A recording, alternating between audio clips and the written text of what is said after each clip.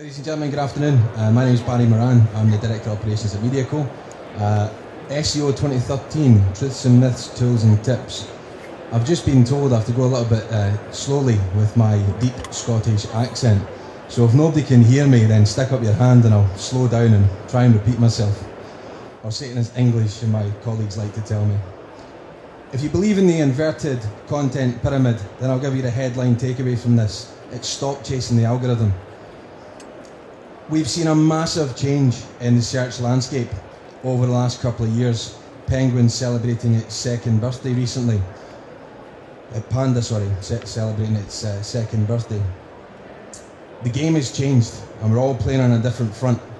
And unless you constantly test, constantly evolve, constantly monitor, constantly analyse and constantly adapt, you're going to get left behind.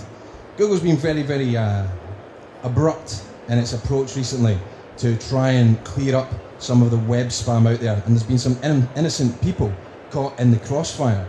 But you need to understand the rules of the game as they stay now about quality, useful content for the user, making it engaging, not just thinking about the search engine, and thinking about your overall link profile.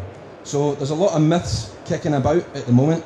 The SEO is dead, link building's dead, infographics are dead, press releases are dead. If you believe all that, we may as well just pack up and go home.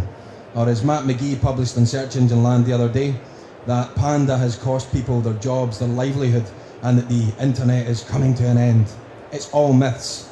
It's about understanding that these are myths and that the truth's taking away from it. Understanding what you can use and how you can use it. If you believe all those myths, then there's only one thing. You're doing it wrong. And it's about understanding how to take it forward and play within the rules that are out there. SEO, link building, infographics, indeed advertorials, which is a hot topic at the moment. There was a well-known brand punished last week within the Google SERPs, and a lot of that blame was being attributed to advertorials. Now, there's a lot of people who have done a lot of research into that brand's profile and footprint. The advertorials as they did them, which were outside of Google's TOS, could partly have played into the punishment that that brand has received, but they weren't the be-all and end-all. Some of you will recognise that lovely, happy, smiling chappie there, Mr. Cuts, head of the web spam team. A lot of people get down on Matt for the things that he does, the things that he says, and the way that Google go about things. They're actually here to try and help you.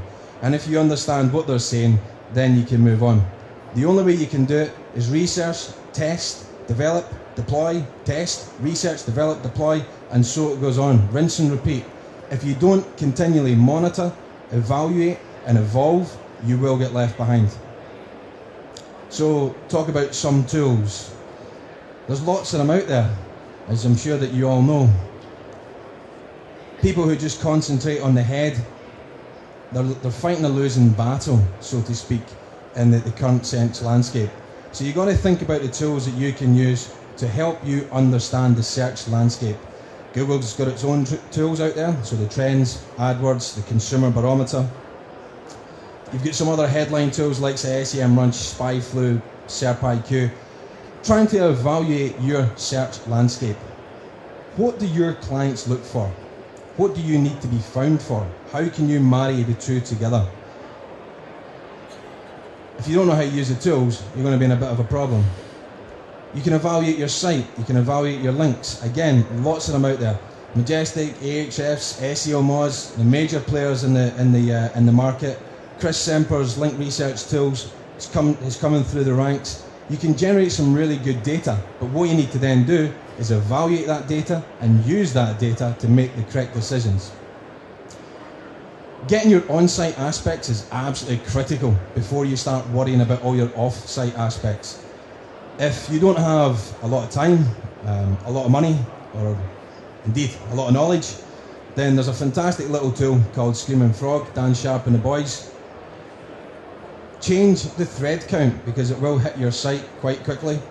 Could cause your server to go down if you don't change it. But basically what you can do is get some really good, useful information. Duplicate page titles, duplicate meta descriptions, your meta keywords, broken links, redirects that you've got on site, etc. So you can get some of those I's dotted and T's crossed. But you can have all the tools in the world, but it won't save you unless you know how to use them, unless you know how to evaluate the search landscape, unless you're keeping up with it, and more importantly, unless you can start to roll differently and think outside the box. So the big change that I've came across, everybody's touting the phrase, well, have been for about 18 months, and talking about 2013 being the year of so-low-mo. Whenever I say it, nobody knows what I mean. It must be the accent. Social, local, mobile. Local's huge. You can't just think about the user experience from a desktop. You've got to think about all the other aspects that play into that.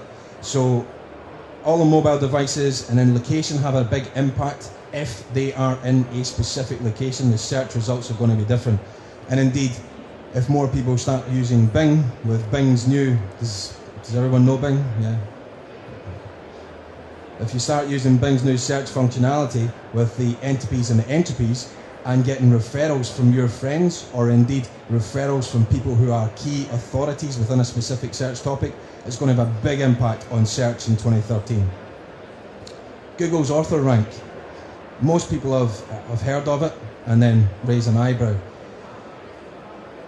There's been a few posts recently questioning the value and the intent of author rank. Indeed, one of the people who made those posts was accused of merely doing it for link baiting. I don't believe that to be the case. He had some valid concerns and some valid points to make. Google does not like unattributed content anymore. It wants to see people build that authority, build that relevance. If you're seen to be an authority and relevant within a marketplace, if you can influence people, your influence levels, your engagement levels will increase. Engagement being the optimum word. You need more people engaging with you as an authority, you as a brand, so that you can take the right signals through to the SERPs through 2013. Social. The jury is still out on the direct impact that social has on the SERPs. No one has any concrete evidence that it does have a direct impact on search position, but it does play a factor, and it's a factor you cannot ignore. There's a couple of reasons. One, you can't have a sole reliance on Google for your search traffic. If you do, you're in a very precarious position.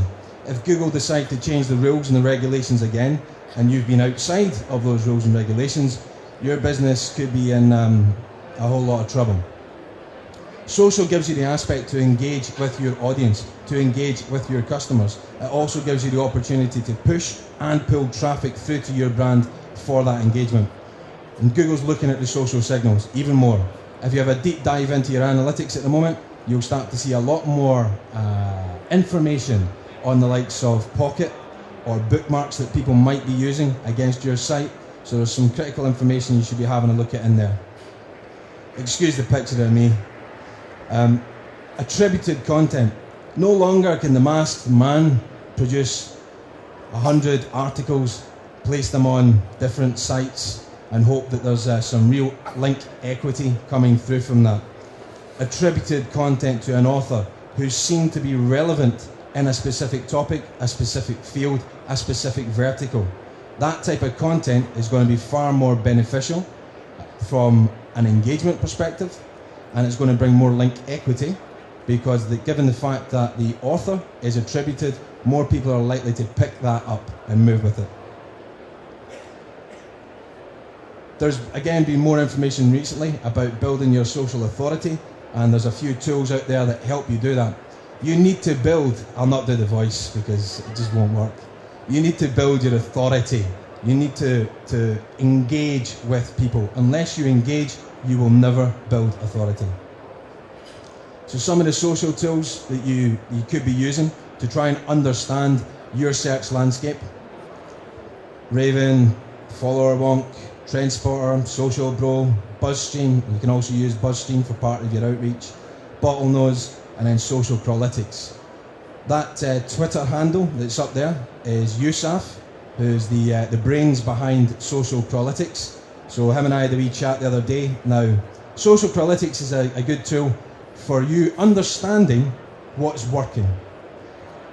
If you evaluate what your competitors are doing, what's being shared, who's sharing it, then you can gather a lot of knowledge that you can then use and deploy in your strategy.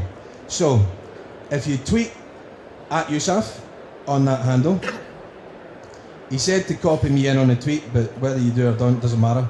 Use the TFM hashtag, then Yusuf will give you 5,000 credits to use in social analytics, and you'll be able to see a little bit more information about what your competitors are getting shared socially, and also evaluate your own information. How well is it being picked up?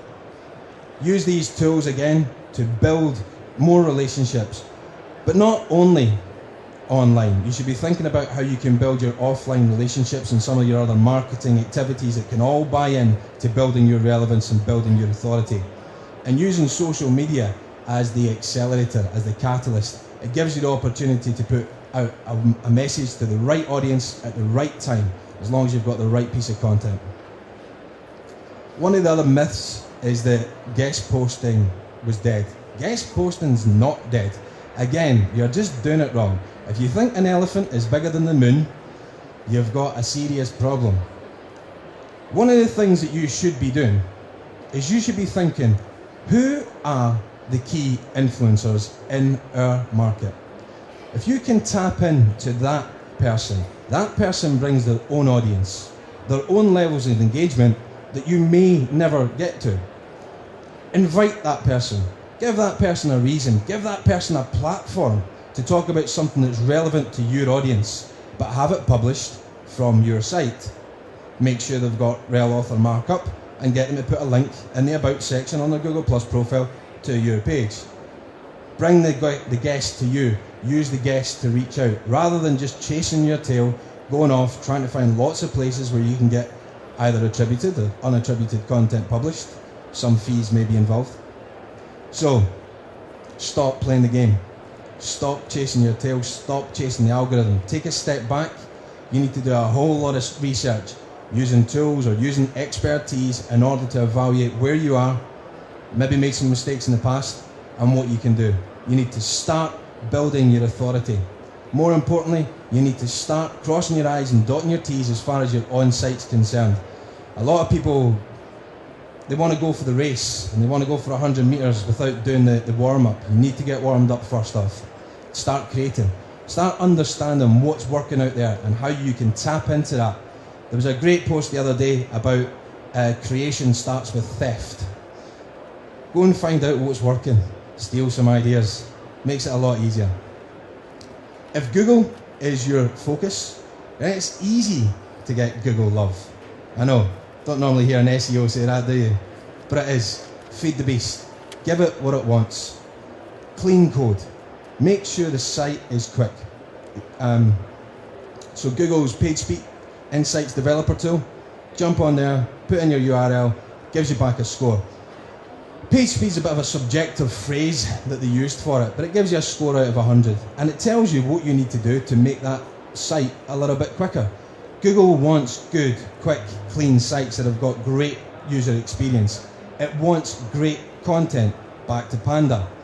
But your content, don't think about your content purely from a search perspective, because that's where a lot of people made a lot of mistakes. The Matt Cutts parody with 77% keyword density is the way to succeed to page one on Google. Build the authority, build the relevance, build the engagement. By doing so, you'll get what you need. You'll get the links, you'll get the likes, you'll get the love, and hopefully you'll get the position. Rinse and repeat. The same as the test, deploy, evaluate. It's the only way to do it. Now, don't forget that Google is not the only source that brings you traffic. And somebody said to me it was always good to include a statistic.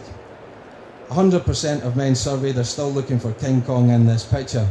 It's about putting the right message to the right people at the right time. That's the only way that you'll succeed. Yeah, there's lots of tools, but you got to know how to use them. So thank you very much, ladies and gentlemen. Any questions or queries, then now there's somebody going about with a microphone. You get me on Twitter. There's the website over at StandE21. Thank you.